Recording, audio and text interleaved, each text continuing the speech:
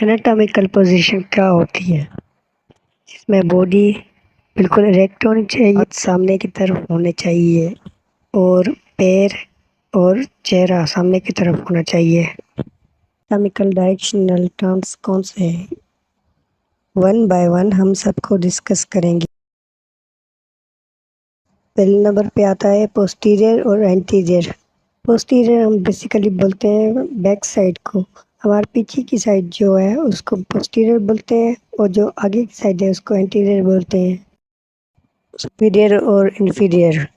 Superior وہ ہوتے ہیں جو سب سے اوپر ہو جیسے کہ ہیڈ، اور انفیریئر وہ جو نیچے کی طرف ہو جیسے کہ ہمارے پیر، ہمارے سر کے قریب ہوگا اس کو ہم سپیریئر بولیں گے، اور جو پیروں کے قریب ہوگا ان کو ہم انفیریئر بولیں گے۔ اور اب آتا ہے پروکسیمل اور ڈسٹل۔ پروکسیمل کیا ہوتا ہے؟ جیسے کہ شولڈر جوائنٹس اور ہپ جوائنٹس، اس کے قریب جو بونس آ رہے ہیں، جو بھی چیز آ رہی ہے وہ پروکسیمل میں آئے گی، اور جو ان جوائنٹس سے دور جا رہی ہے اس کو ہم ڈسٹل بولیں گے۔ آتا ہے سپرفیشل اور ڈیپ۔ سپرفیشل وہ ہوتا ہے جو وہ آرگن جو باڈی سرفیس کے بالکل قریب ہو اس کو ہم کہتے ہیں سپرفیشل، اور جو بالکل سرفیس سے دور ہو اس کے ہم بولتے ہیں ڈیپ۔ Planes of body. اس میں باڈی کو خیالی لائنس میں ڈیوائڈ کیا جاتا ہے۔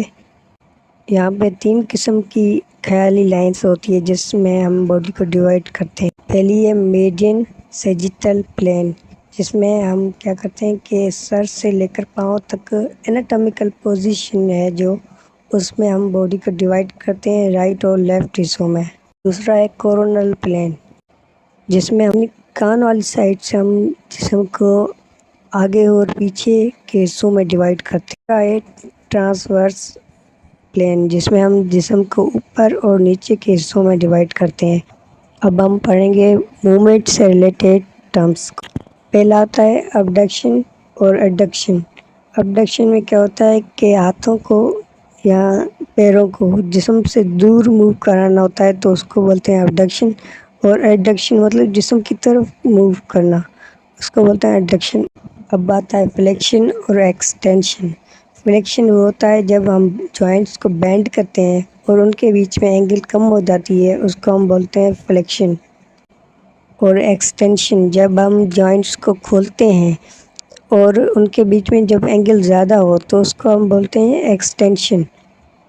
اب آتا ہے سرکمڈکشن موومنٹ، جس میں کیا ہوتا ہے کہ ہم اپنے ہاتھ کو چاروں طرف موو کرتے ہیں، یعنی اپنے ہاتھ کو سرکولر موشن میں موومنٹ کراتے ہیں، اس کو بولتے ہیں سرکمڈکشن، جس میں فلیکشن، ایکسٹینشن، ابڈکشن اور ایڈکشن چاروں موومنٹ ہوتی ہے۔